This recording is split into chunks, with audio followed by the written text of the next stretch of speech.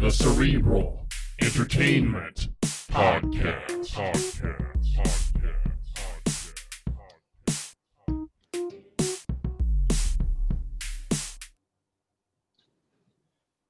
Hey everybody, welcome back to yet another riveting edition of the Cerebral Entertainment Podcast. I am James, and with me as always is my good friend Colt. As always.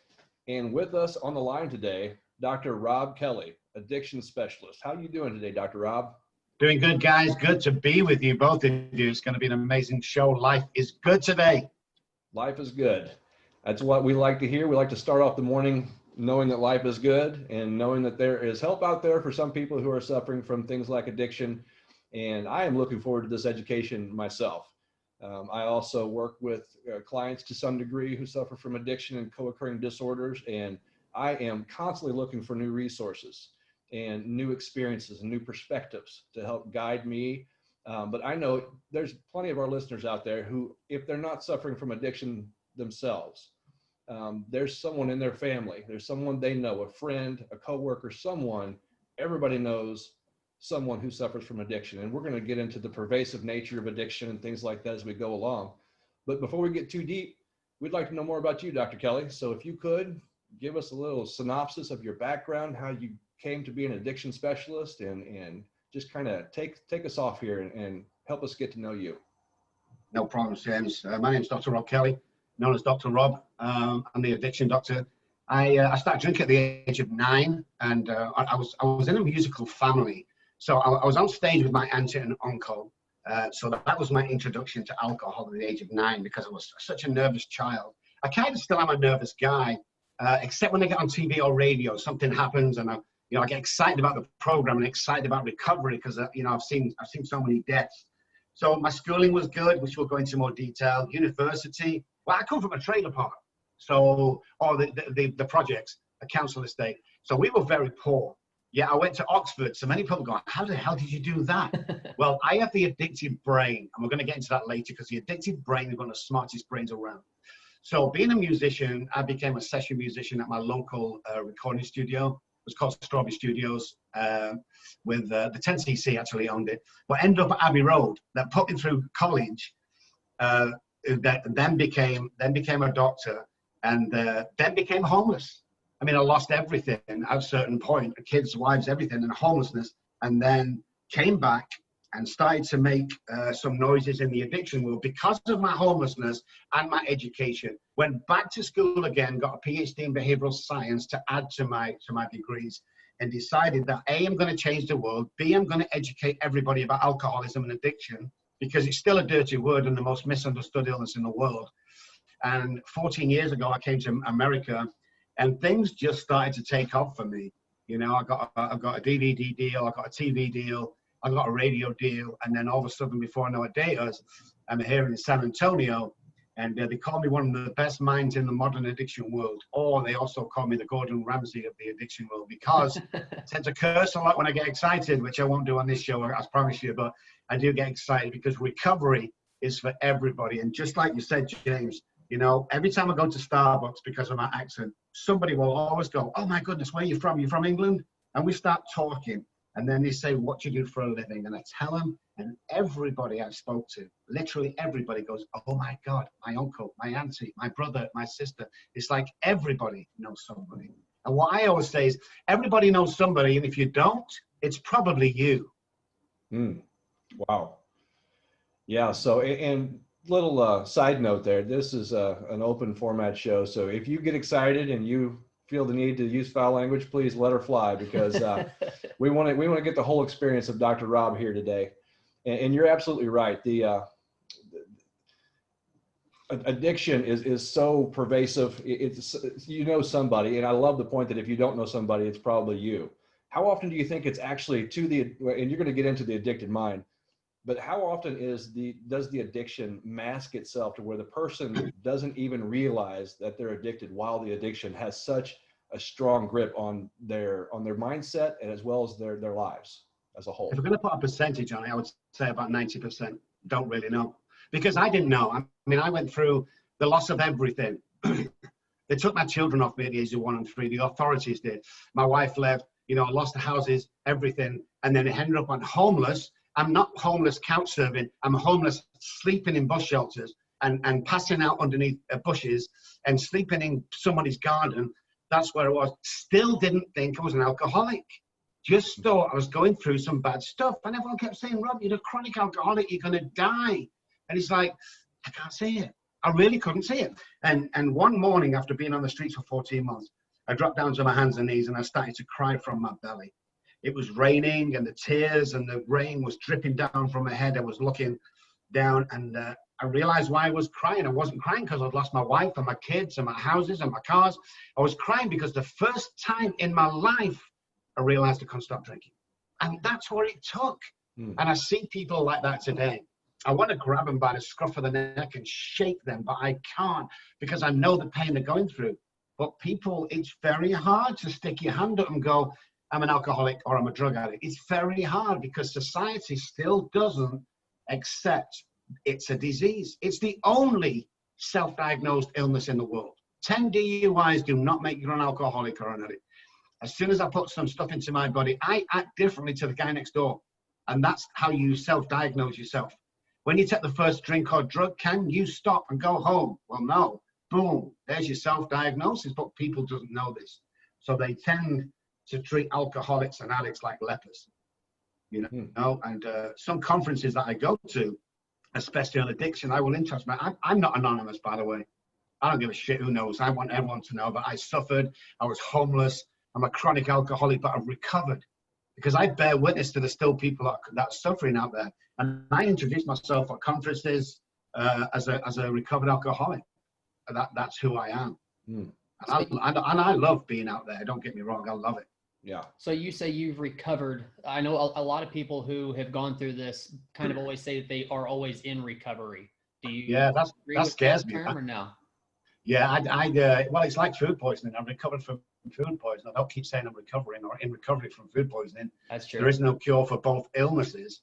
So I also, when people say that, I go, okay, first of all, if you look the word recovered up, and they go, well, not really. Look it up. In the Oxford English Dictionary, it says to gain one's health and state of mind back. Well, most people in the recovery go to AA, and they say you have a mental obsession with a physical allergy. So I have this madness of the mind with the body that's sick. So if recovered means to gain one's health, so I'm not sick anymore, and state of mind, I'm not insane with the disease, that's what it means. I'm recovered from food poisoning. I'm recovered from a common cold. I'm recovered from alcoholism. I can still always get it. And the best analogy that I can come up with is my food poisoning story. I went to the doctor, got food poisoning. And I said to him blatantly, is there a cure for food poisoning? I don't want this stuff again. And he said, no, Rob, there's no cure for food poisoning. But let me give you a few simple steps to make sure that you never get food poisoning again. He said, watch the dates on the meats, don't reheat. And he was giving me this few simple steps. I have never had food poisoning since. I've also never had alcoholism since. Right. But they're both there, they're both active, and I have to take daily steps to make sure I don't get them. So I love the word recovered. Most people in AA, NA, CA always say I'm in recovery. Well, the literature that you read doesn't say that. It never says we're in recovery. It always says we've recovered from a hopeless state of mind and body. We have solved the drink problem. All this positive stuff. But what alcoholics and addicts tend to do is they play on the negative side all the time. Oh, watch that pink cloud that you're on. Oh, be careful, watch your ego. It's like, shut up, will you? If I tell you something bad enough times, you're going to start to believe it. That's what the mind does. How about lifting somebody up? I've been on a pink cloud for 30 years. What are you going to do about it? And people go, oh my God, this is what it is. In the early days of people getting well in 12-step rooms, they used to encourage people, man. And people got excited about this shit. They go, oh my God, I can recover from this stuff. That's amazing. And they get a life back. And the guys in the corner that are always recovering are usually the heavy drinkers. They're not the alcoholics. And they're usually the heavy drug users who hasn't got a life and just goes to meetings because you've got no friends, or they're gay and they want to meet somebody. And that's okay. But when someone's suffering, shut up. You've got nothing to say to anybody. Knowledge is key in this game.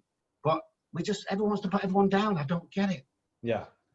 Yeah. In essence, and you can correct me if the terminology doesn't quite fit in your perspective, but it sounds like you hit rock bottom. And I know that's kind of a common term in addiction. So people who finally come to terms with the fact that this is as low as they could possibly feel, as low as they could possibly get. And your recovery perspective also, what it makes me think of, if you're in recovery, it's like you don't get on that pink cloud because you don't want to get too far away from that rock bottom, as opposed to remembering that time that was terrible. That time sucked. I never want to relive that again. I want to get as far away from it as possible. And I guess the prevailing wisdom is that if you do that, then you are forgetting where you come from, which might lead you back into the same path. But you completely and adamantly disagree with that. Definitely. I talk about the 12-step rules and the literature. You talk about a psychic change in 1939. A psychic change is changing neural pathways. So once we change the neural pathways in the head, away from self-sabotaging neural pathways, which I'm born with, which we can get into shortly, then it's almost impossible to relapse. It's almost impossible to pick a drink or a drug up once them neural pathways have been changed. It's definitely a spiritual journey, I found anyway. Once the psychic changes occurred and the spiritual awakening, my DNA changes. Your DNA changes. Everybody who does it properly, DNA changes. I've been in and out of college, universities, and schools, studying most of my life. Probably 22 years of studying. I studied Carl Jung as well. The best piece of literature, and it's public domain, issues 1 and 2, is the big book of Alcoholics Anonymous. The first 164 is the best piece of literature I've ever read. And people go, yeah, Robert, you shouldn't be using AA. It's public domain, first of all. And I'm not using AA. I'm using the first 164 of the book, Alcoholics Anonymous book, which has got so much information. I mean, it's 70, 80 years before its time. 10 years ago, we found out in the medical fraternity that the brain is plastic. It's like plastic, neuroplasticity, they called it. We can change the neural pathways. Well, in 1939, when they brought the book out, they called it a psychic change, psychic of the mind change, a change of mind. It's the same thing. We have to take all the neuroscience we can today with the teachings of the old days, put them together, and that's what my program's based on. We have a 97% success rate, unheard of. Wow. 3 to 5% is normally. We also, this is $100,000, by the way. We also offer a money-back guarantee that if you drink or use again after going through our program and then continue to work our program, I'll refund your money. This has been here for the 14 years I've been in Texas. No one's claimed it yet. Still here if anybody wants to try. Wow. That's a high level of confidence there you have in the program. And I get it, because you're not just spitting wisdom from even just experience. You have some science to back that up. And I want to get more into the science and maybe some of the specific ways that you create those neural pathways here in a moment. But before we go any further, I want to make sure that we understand exactly what addiction is. What is Dr. Robb's definition of addiction that connects you to the people who you provide services for? What does addiction mean? Addiction, well, there's 2 forms of addiction, alcoholism and drug addiction. I'm not a belief that they're all the same. Alcohol acts differently on the brain than any drug do. So here's my take on it from 27 years of researching the brain regarding addiction. You are born an alcoholic. Alcohol reacts differently on the brain. During the mapping of childhood, because I have self-sabotaging neural pathways that can be traced back. So you can trace alcoholism back in the family, not so much with drug addiction. Really? This is what freaks people out. This is new information, guys. I'm going to give you some stuff today that might blow your minds, and the listeners are going to go, wow. But research has been done on it. So I'm born an alcoholic. I have self-sabotaging neural pathways ingrained into my brain, not floating around like billions of others. That's my go-to every time. I want to start building something up, looking great, and then I smash it down, and I don't know why. Self-sabotaging neural pathways. That's remapped during the ages of 1 and 6 from our parents or surroundings. How do we define child abuse? Anything less than nurturing with the alcoholic brain is child abuse. Get down off there, you stupid idiot. How many times I told you, you clown? You're not that clever, Rob. All this stuff, my brain will take it. So that distorts my thinking. And it also puts me that the first time I take alcohol into my body, that's my drug of choice. That's my go-to because it makes me feel normal. Now, drug addiction, I believe you can't drink yourself into becoming an alcoholic, by the way. You can't do it. People go, oh, I was drinking all this time and I became an alcoholic. No.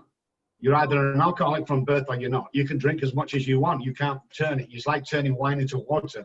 There's only Jesus can do that. I can't do it, and you can't do it. But you can take enough drugs to become a drug addict.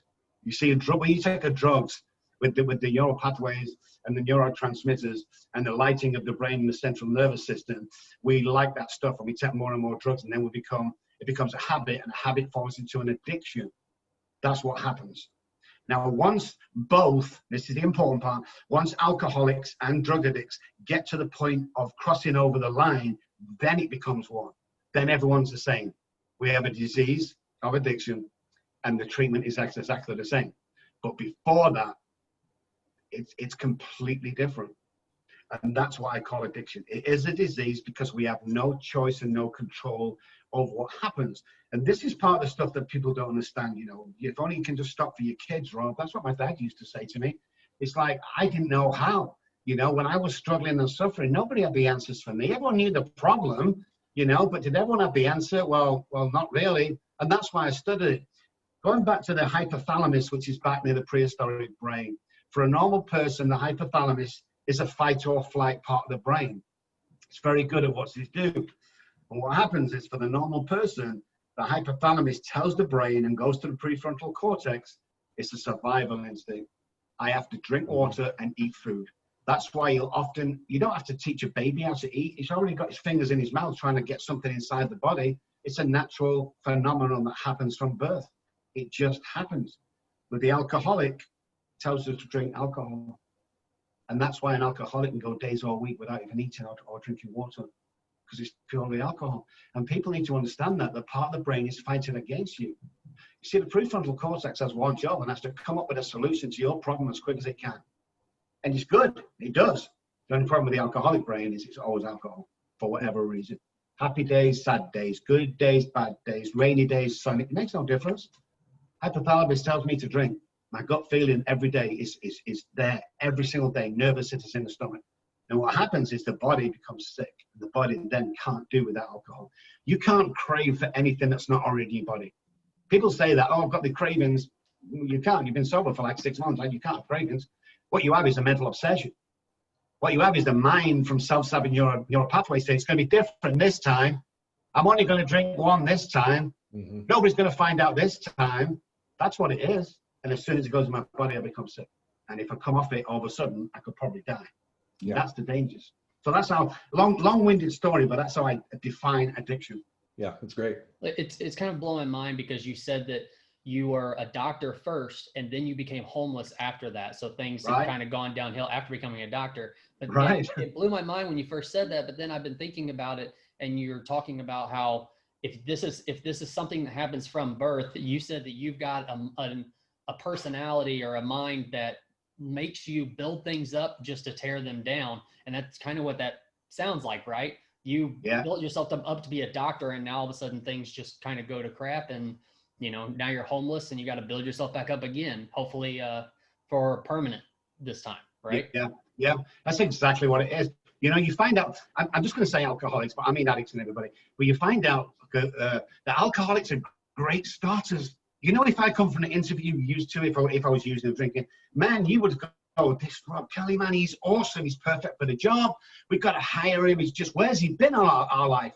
How can we manage without this guy? Because I'm looking really good to you in front of you two guys. Give me a month in your company. And he starts to go to shit, missing days, drinking on the job. And it all goes to crap because I'm self-sabotaging. Why am I self-sabotaging? Because I'm not good enough. I don't feel worthy of it. And all this, and I start drinking to quash them thoughts. You know, today, one of the things that I found out, and I think it's very, very important, is every alcoholic and addict needs to realize 4 things. If you realize these 4 things, and it's kind of a joke, but kind of real. If you realize, I'm never going to be blonde enough, tall enough, thin enough, or rich enough. End of story. You know, because I'm always, when I come to America, it's like working away, and it's like, you know, if I got 100 grand in the bank, oh my God, wifey.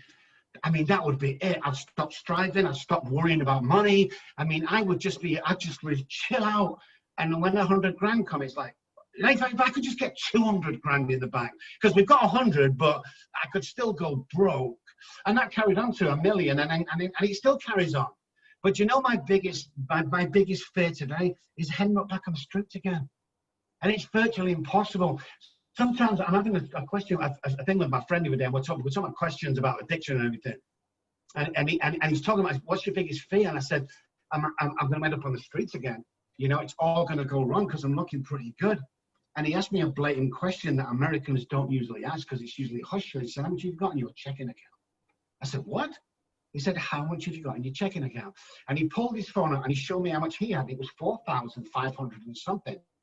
And he says, I'm comfortable. I have nearly $5,000 of savings. I have $190 in my checking account, but my savings account, I have $5,000. What about you? So I said, well, in my checking account, I have $560,000. And in my other account, I have 1.4 million. And he looked at me as if I'd just gone fucking insane. and I didn't get it. I mean, I didn't get it. And I was like, well, what? And he was like, have you just, his eyes were like, have you lost all fucking reality here? You were homeless. You couldn't afford a coffee. You've got more money than anybody else I know put together. But my mind doesn't tell me that. My mind still tells me that I'm going to end up on the street because I'm not good enough. You know, and if when you find out that I'm really just, you know, false and, you know, I'm just making all this shit up. And if you only found out the real me, it would all go to pieces. And I live with that on a daily basis. And it's freaking horrible, guys. But I get encouraged by people. I have to do my daily work that builds me up for the day. But tomorrow morning when I wake up, them thoughts are going to be there again. It's crazy. Yeah. Now, do you define that as the imposter complex or the imposter syndrome or anything like that? Of all the interviews I have done and all the podcasts and live radio and TV I have done, you're the only person to ask that question. That's exactly what it is. Because if you think I came from a trailer park, council estate, but I went to Oxford, that's where it started. I didn't belong there. I was wearing uniforms that looked stupid. You know, all these guys had silver spoons in their mouth. All these guys' fathers were captain of industries, and there's me, the imposter.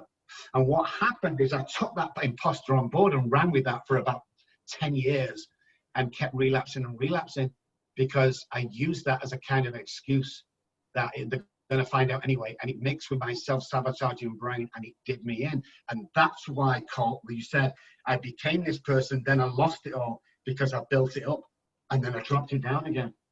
And what I have to do this time is I have to believe who I am. I have to watch the internal dialogue.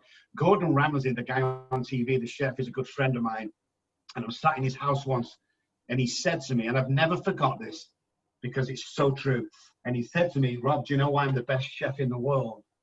And I said, well, obviously, because you can cook really well. And he said, fuck no. How do I know who can cook out there? I said, well, why are you? He said, because I tell everybody I am. And that blew my mind. I was like, oh my God. So I started to tell everyone I'm the best addictionologist in the world ever. And people were, well, okay, we can't agree with that. You're knowledgeable. You get people, well, yeah, we'll run with that. And it started to run, and I started to believe it. And that's where my confidence comes from. It doesn't turn to ego. I don't have an ego since he took my kids off me. But the confidence I get is feeding off other people and listening to my internal dialogue. So obviously you had to shift that internal dialogue. Because before, the imposter in you said, you're going to fail. And that imposter or the thing driving you in your mind was going to make sure it happened. That's why you were self-destructing. That's why you're self-sabotaging. And so shifting, 100%. Shifting that internal dialogue has to be one of the key components to really, I guess, have long-term success with recovery. And so it sounds like that you are a perfect example of that. And it sounds like also that's why you're so passionate about being here today, being alive on this earth, on this planet. Yeah. Because you did hit that rock bottom. You know what it can be like. You know the turmoil. And apparently you still experience it on a daily basis as far as having to battle your own mind. Yeah. But you're winning. And I think that's the big difference maker. I think a lot of people look to be recovered or to be in recovery, however they put it, or to get mentally well if they have mental health issues otherwise. And that means the absence of the problem, as opposed to being able to manage and overcome in spite of the problem that persists or that exists in some form or another. I think to understand internal dialogue, you need to understand how powerful words are. So I always explain, first of all, when I drop a pen on the floor, I'm not a stupid idiot. I used to say that, oh, you idiots. I don't say that anymore. I have to be careful of that. And secondly, I was in the office one day and David L. Came in as a patient. We saw him, he went home, and 10 minutes after he left the office, my assistant come in, and she looked like grey face. I'm like, you okay? She went, David L, who's just left, they call it office. His dad's been in a crazy car accident on the freeway and he's died. It's been a fatal, and he's died.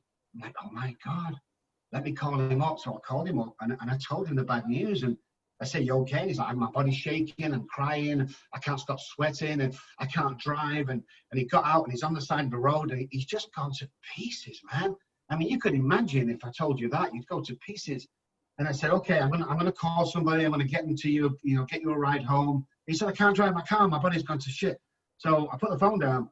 A couple of minutes later, when I'm thinking who to call, my assistant come bursting through the door. He said, oh my God, Dr. Kelly, we've got the wrong one. It's David B. David B. He's on his way here now. That's why they called the office. And I'm like, shit. So I called David L back and I said, oh my God, we've got the wrong person, blah, blah, blah. And I put the phone down, but it got me thinking. They were only words to him. And yet his whole body went out of control. He had no control over his body.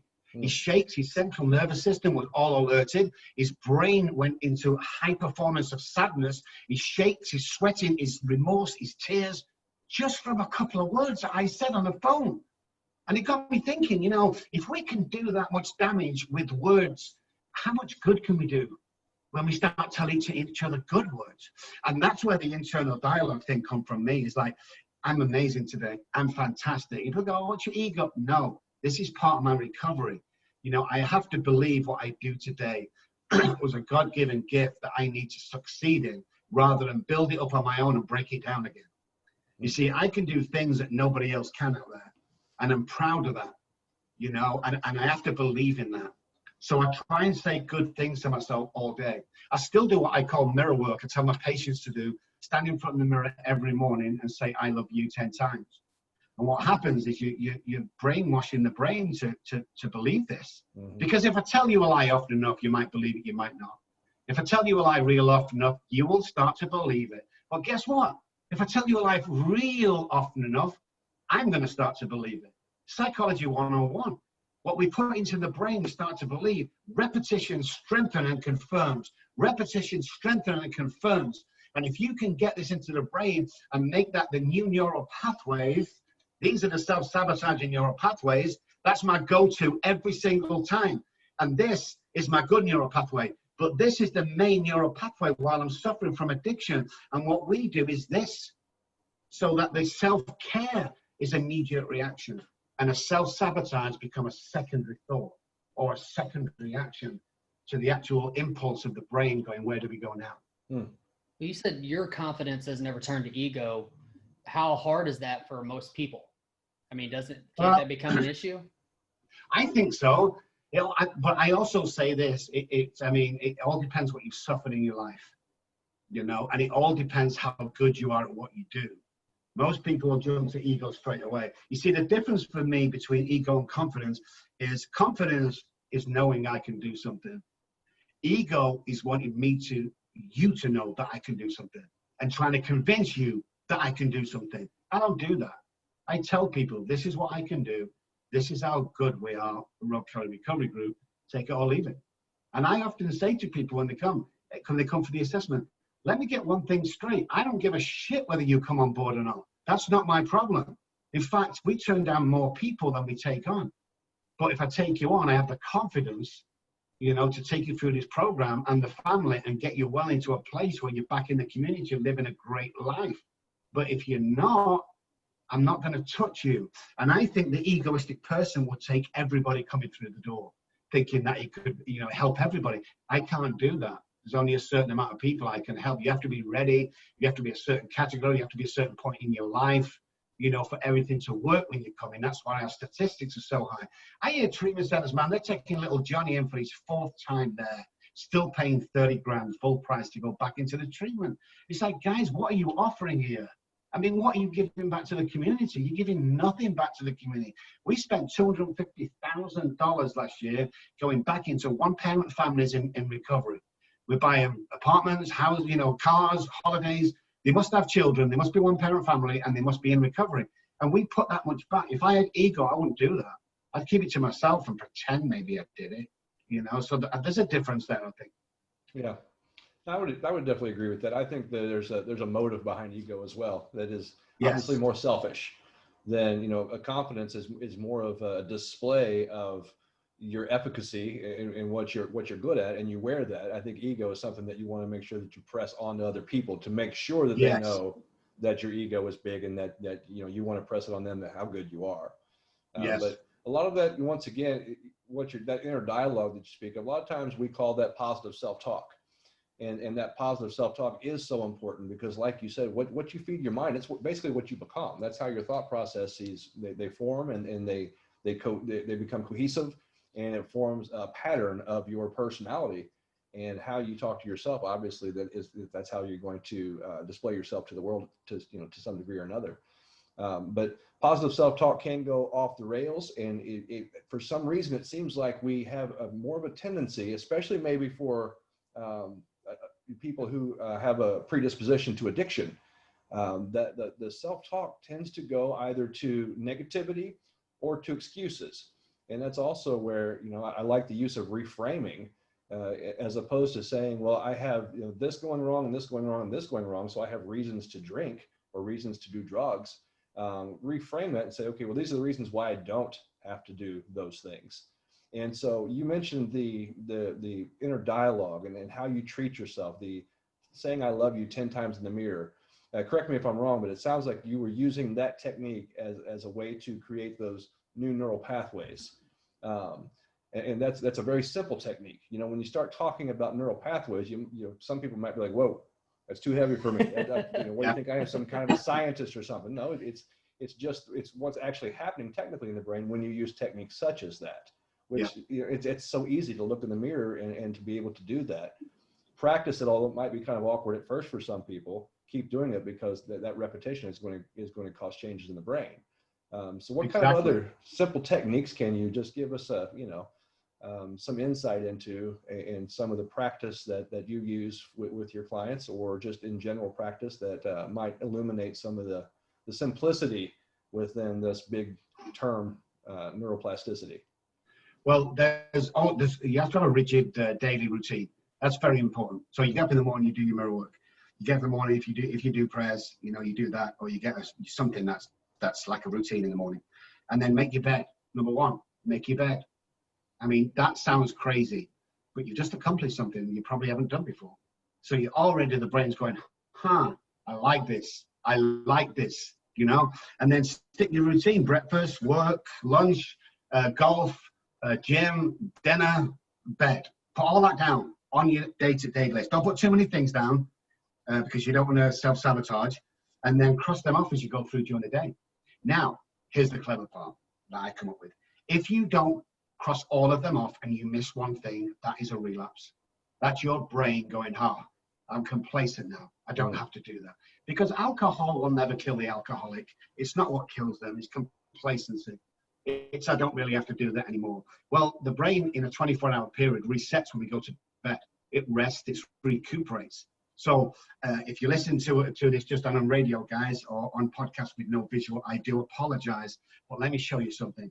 This is how I was born. This guy here will sleep with your wife, steal your girlfriend, rob your car, steal your drugs and make you look for him, help you look for him, and just be an out-and-out bad guy. That's me. That's how I was born. This here is my program that I work. This is the guy who's doing his mirror work, doing his own work in the morning, calling his sponsor, working with sponsees, working with clients. And I walk out the door like this. This guy here is going to help people. This guy here is going to have a great day. He's not going to relapse. He's going to do good for humanity. But have a guess who wakes him up next morning? It's this guy. And unless I do exactly the same every single day, I will relapse, and I will take people with me. So it's that, again, it strengthens and confirms that we have a daily reprieve. A reprieve means a stay of execution. That's what we have. And every 24 hours, we have to renew them thought patterns, because this is how addiction and alcoholism works. I said to my patients, okay, tomorrow morning when you get up, the first thing you do, you go into the bathroom, and instead of brushing your teeth, I want you to brush your toes. You go, what? You go, yeah, just get the toothbrush, get a spare toothbrush, brush your toes. You can brush your teeth after breakfast or whatever you do. The first thing you do in the morning, you go in and brush your toes. So they try it, and they come in next day, because you have to see me every day when you come in. It's a 90-day program. So they come in every day, and I say, how'd you go? Oh, I did it. I did it this morning. I brushed my toes like for 2 minutes, and then I had breakfast, brushed my teeth. I said, good, make sure you keep doing it, because this is addiction. I don't get that. Next morning, did the same, and they're laughing. They told me they're doing it and thinking that Dr. Robb's crazy. And after about a week, it started to get a bit of a pain in the ass. Now it's not really that funny because it's been going on a bit, you know, and it's just, but now it's a bit of a pain, you know, I just don't want to do it anymore. But they're going to do it because I asked them to do it for at least a month. Come the third week, usually, someone's not had someone's had a bad sleep, somebody overslept, disturbed night, burglar alarm has gone off, whatever it is, they stumble into the bathroom and they automatically brush their teeth. That's alcoholism and addiction. Unless you are daily aware to brush your toes, you're going to brush your teeth, because that's an automatic neural pathway for the alcoholic and addict, is to drink and use and self-sabotage. Yeah. And you have to remember to brush your toes every day. And when I say that, because it's so absurd, when I say that, people go, you know, I got up this morning, Rob, and I was just going to make a call, and all of a sudden I heard in my head, brush your toes. And it brought me right down to zero. And I started to make my daily list and get my day in order. And the other thing to watch for as well, guys, is if you get up in the morning, do all the right stuff, and you walk out the door and you stub your toe and you get to the car and you drop the keys and you get in the car and the radio's too loud, stop. You can start your day anytime you want. So start your day again. Don't kill it. Because many times people will come to me and go, oh, Dr. Robb, I've had a real bad day yesterday. And my reply is always the same. Was it a bad day, or was it 5 minutes that you dragged on all day? And it's usually 5 minutes. So we have to stop, pause, reset, carry on. So how do you control anxiety or anxiousness if something happens in your day where you can't get those normal things done that like brings that normalcy in life and keeps things in a good routine? How do you control your anxiousness and all that, those kinds of things that come along with that? So when we look at anxiousness, we've got to look at the central nervous system that's fired up or on edge, attached to the mind that's racing. So for me, guys, not me. This is not a medical quote. I am not diagnosing. I am not giving information or advice. For me, forget the drugs. Forget the prescription drugs. Two things: breath work, meditation. That's the two things that'll slow everything down. So if I find myself going through a day, and I do sometimes, when everything starts to fly, the phones are ringing, people are asking me, they want me to do this, to do that, my day's crammed and everything, I go to the restroom. And I start to breathe. And I concentrate on the breathing. This is what the SAS and the Navy SEALs use in combat to make sure that they bring the central nervous system down. This is what the top fire guys do, the shooters in the army, before they take that shot, is they breathe and calm everything down. And you'll find that the nervousness and the actions will start to go. If it continues, close your eyes and meditate for 2 minutes. Take yourself to a green field somewhere where you can feel the sun. The mind will go there with you. And all you need is 4 minutes in the restroom on your own. It will go, believe me. And everyone said, well, it can. That's not true. The guys that say that haven't tried it. It's absolutely a miracle worker, because that's what the body's designed for. The breath work, when you concentrate on it, slows everything down. And that's all anxiousness is. It's all everything like put on a hot plate. Everything's the central nervous system is jiggling around and you're nervous and everything. Just slow everything down. What's the worst thing that can happen today? That's what I always ask myself. It's interesting. You mentioned visualization and meditation. Do you practice any kind of mindfulness? Like just, it sounds like you're paying attention to the breath, but you're also using a visualization, which I love. My personal place is the beach. And when I go to the beach in my mind, when I need to calm myself down, of course, I do the breathing, because the breathing not only has psychological effects, but it also has physical effects to slow, the parasympathetic nervous system enacts, slows the stress hormones down. It tends to calm you down. But I also like going to that happy place and using all 5 of my senses in my imagination to smell the ocean and to feel the sand on my toes, to feel the sun on my face, to hear the birds and the waves and so on and so forth. But do you ever just use simple mindfulness and just kind of be curious of the thoughts as they arise in your head and watch them come and go as if they were the waves themselves? Always. I use a stream. The stream going past me, and for bad thoughts I use dark stream, and then I watch it get lighter and lighter, And by the time he gets to a clear water, I'm usually at your point when you're at the beach. It's like everything's clear and calm now. Because we have to understand how the mind works, you know, especially the alcoholic mind. I was stood outside a liquor store one day. It was 5:30 in the morning. It was 2 below zero. It was snowing. It's freezing cold. I have a pair of shorts on, a vest, and a pair of flip-flops, and I'm sweating profusely. I know from my experience I'm going into DTs. So the guy opens the door. I know if I don't get a drink inside me let me emphasize that, in the next couple of minutes, I am going to go into some sort of fit or convulsion. The guy opens the door. He knows me, this guy. He's not supposed to serve alcohol till 10, but he knows me. I put my £10 on the counter, and he said, "The same, Rob?" And I said, "Yes, please." And he put the bottle of vodka on the counter. I reached out and I grabbed the handle of the bottle, and this was my reaction. The sweating stopped. The shaking stopped. My headache went away. I looked at the bottle. I looked at the guy and then back to the bottle. And I thought to myself, it's not the alcohol. It's me. See, I didn't need alcohol in my body. I needed my mind to think I had the alcohol. It's the same with heroin. We ride a couple of heroin addicts up. We showed them bags of heroin and the brain lit up just as much as when they took it. Isn't that crazy? So you have to be aware of the mind, whether it be good or bad, constantly be in that state of mindfulness. And that's one of the keys to successful life as an ex-problem drinker or an ex-addict, is that mindfulness. And the mind is very clever. People don't know this. You know, the secret to life is quantum physics. Quantum physics tells me, let's say a basketball court, for instance, I can be 25 places at the same time on that basketball court. It's a fact. It's a well-known science. What do? Well, I want to be over near the goal, so when I get the ball, I can just pop it in the net and I'm the hero of the game. Can you visualize yourself there? Well, yeah, because I can be up to 25 places. Of course I can. Walk over and take a position. What? Walk over and take that position. Because what you can visualize in your mind, you can hold in your hand. And people don't know this. They go, yeah, but no, stop. You're making things too complicated. The alcoholic brain's always looking for the next fix, always looking for the next sparking of the brain. What can that be? It's industry, it's life, it's love lives, it's friendships, it's success. It's dropping down after success and jumping back up again. Visualize what you want. Walk over and take that position, guys. Don't audition, don't look for it, don't make excuses. You can visualize yourself there. In life, you can visualize yourself there, going out with that girl, buying that car, having that job. You know, and this is true. It happens on a daily basis in my company. It's what we tell patients to do. We had a guy at our house one day. We picked him up from the LA County Jail. He had an orange jumpsuit on. He was in a mess. I recognized him because I'd seen him on a couple of movies that I'd seen. The judge said to me, "Dr. Kelly, I will release him into your care, but let me tell you something.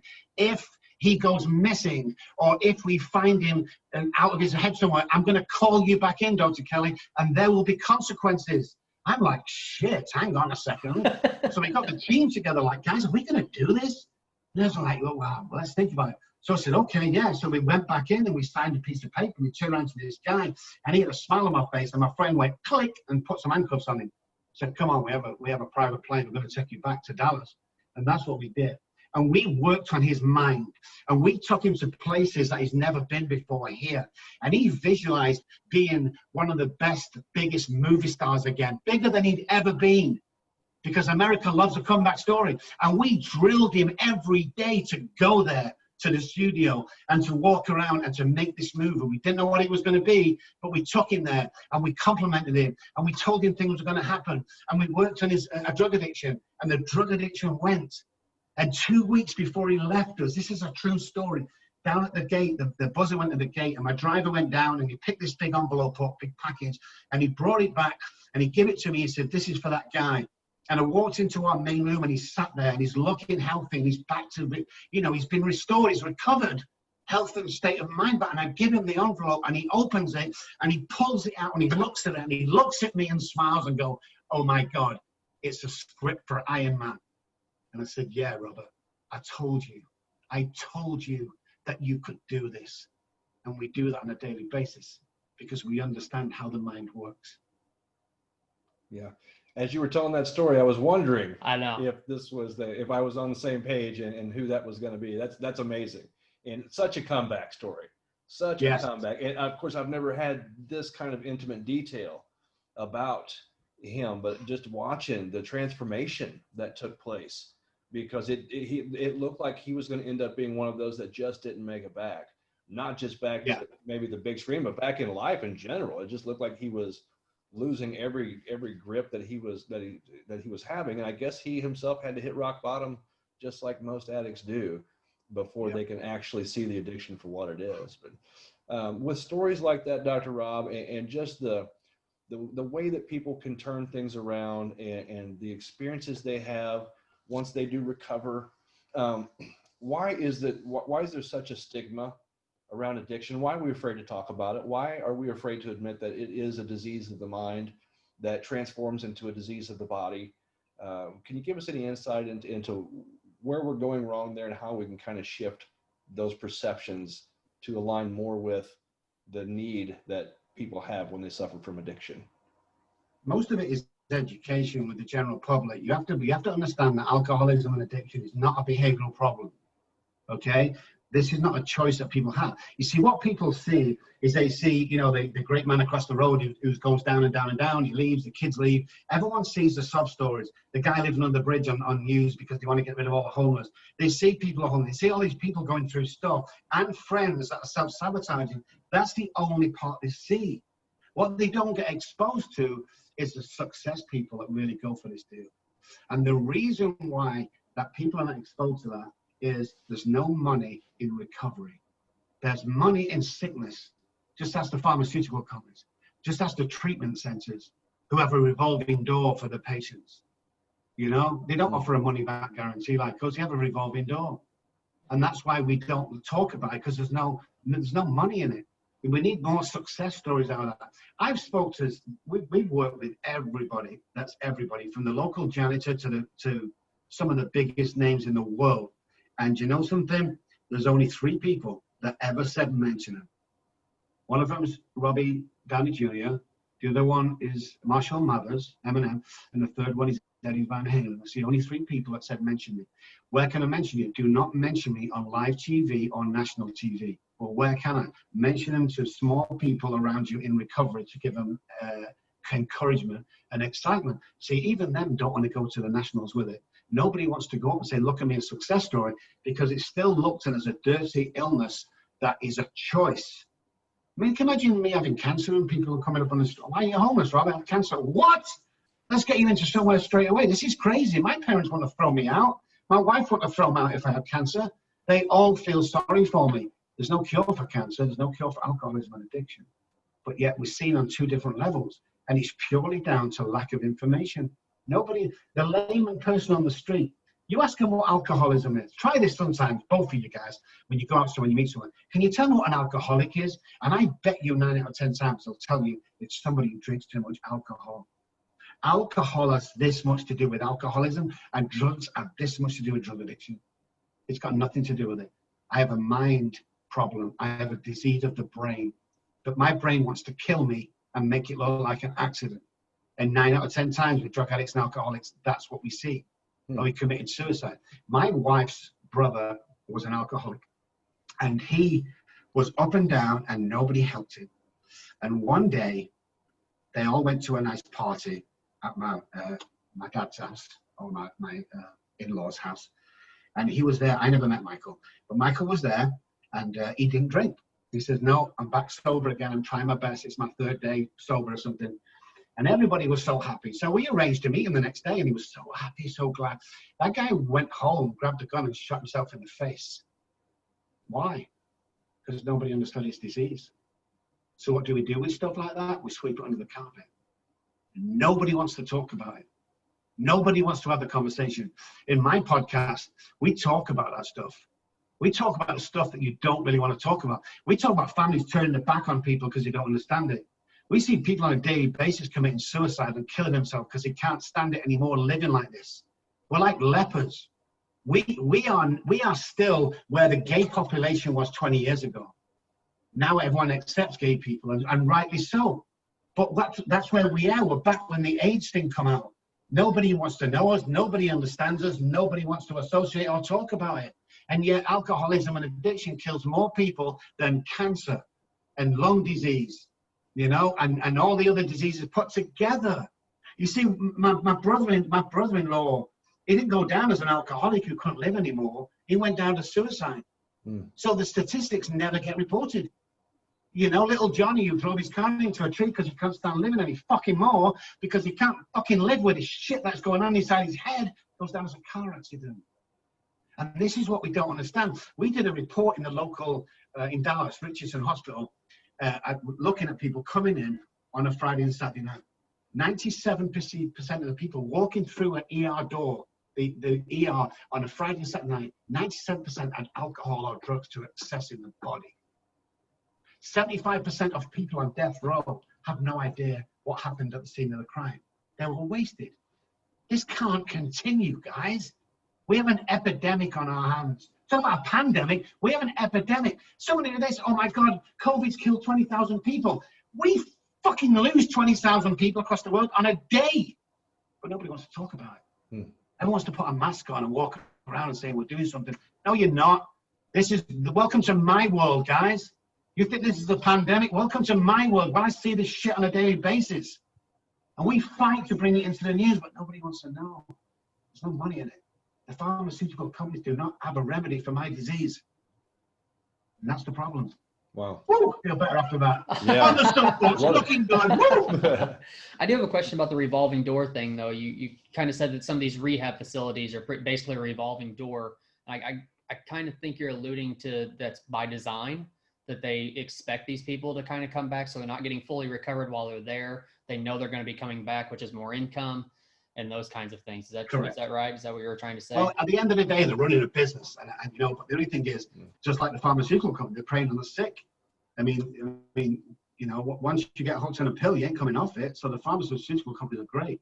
You know, I did a piece on national news about 8 months ago, national, to do with Purdue, the drug makers, and I absolutely slaughtered them and their solicitor, their attorney, on live TV. The next day they filed for bankruptcy. Now, I'm not saying I did that, but I'm sure it had a piece, you know? So these revolving doors need to stop. These come in, come out, come in, come out, come in, come out.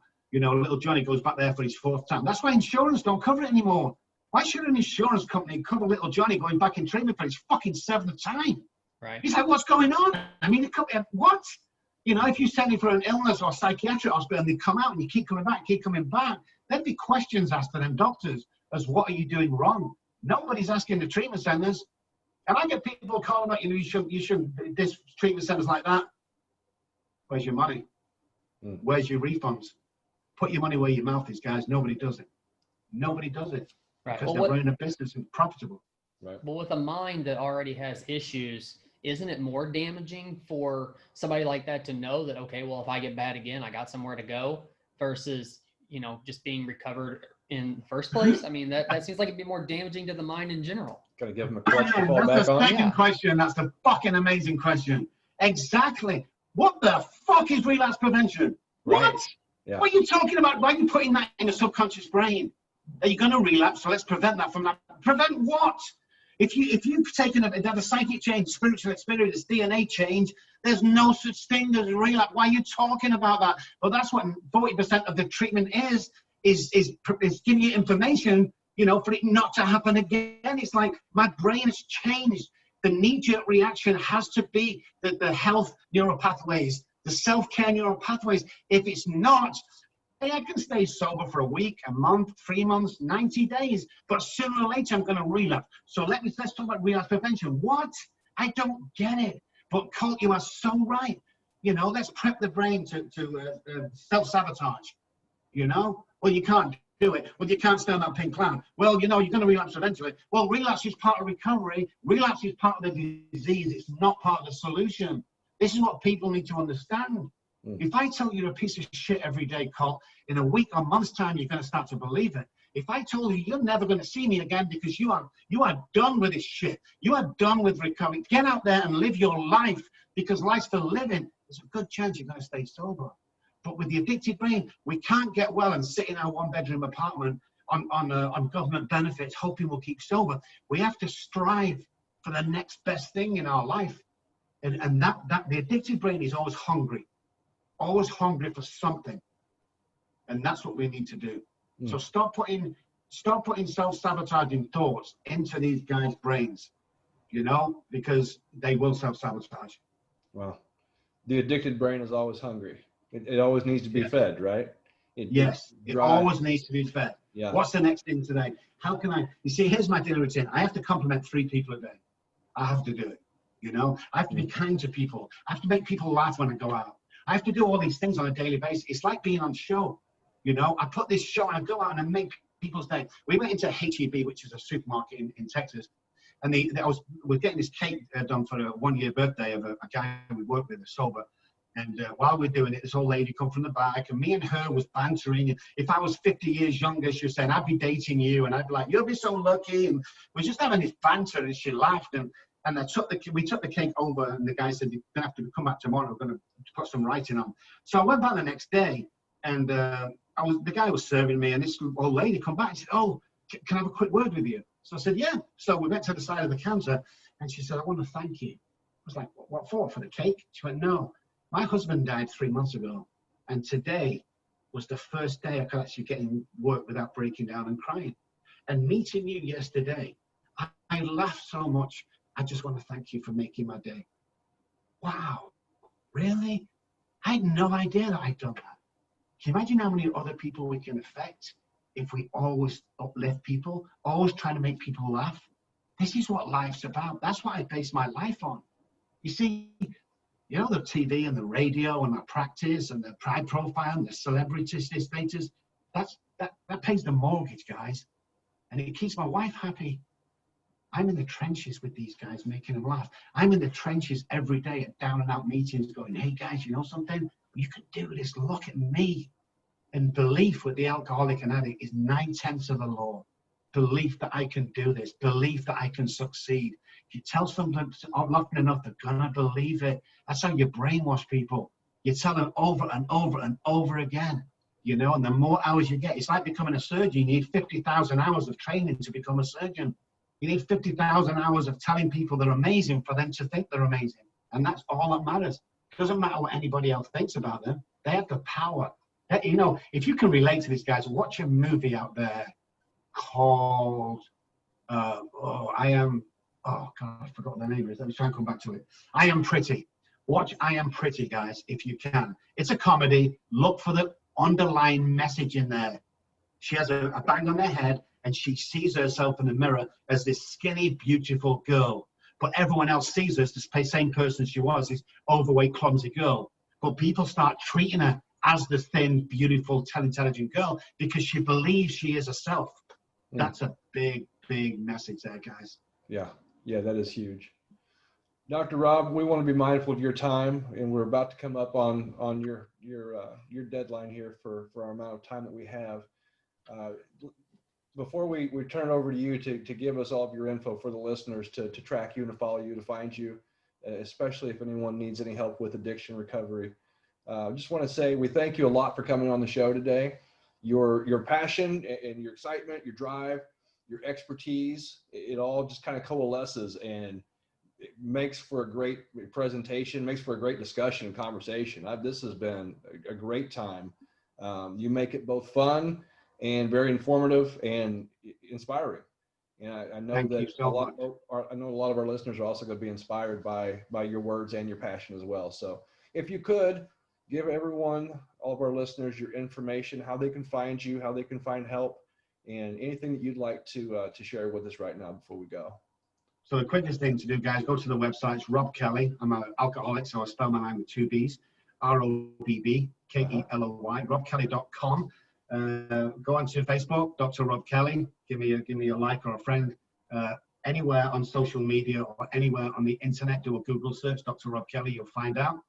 If you're bored one day, go on Amazon. Daddy, please stop drinking was one of the last things my daughter said to me 25 years ago. There's a book there. All proceeds, not profits, all proceeds go back into the community. And I tell you what, guys, I'm so in tune with all these things that I'm doing at the moment, podcasts and TVs and all that. Listen, if you're out there struggling, or if you're out there going, well, you know, that all sounds good, but who can I call? This is my personal cell phone number. Call me. I'll give you a 10-minute conversation that will change your freaking life. Believe me. 214-600-0210 is my personal phone number. Please don't give it out to everybody. Use it if you're listening to this show. Just listen to this show, get the number, call me, and let's have that conversation. This is only for James and Colt's listeners. Call me, man. It's not going to cost you anything. We're going to have a 10, 15-minute chat. I'll change your life, I promise. Wow. Perfect. There you have it, ladies and gentlemen. Dr. Robb Kelly. Dr. Robb, we really appreciate you once again. That's right. Flexing for the show. We appreciate that, man. We appreciate your time, your much valued time, and have a great day, man. Keep kicking ass out there. That's awesome work that you do. Thanks, guys. Good to see you guys. Speak soon. All right. Thank you, sir. And we are out.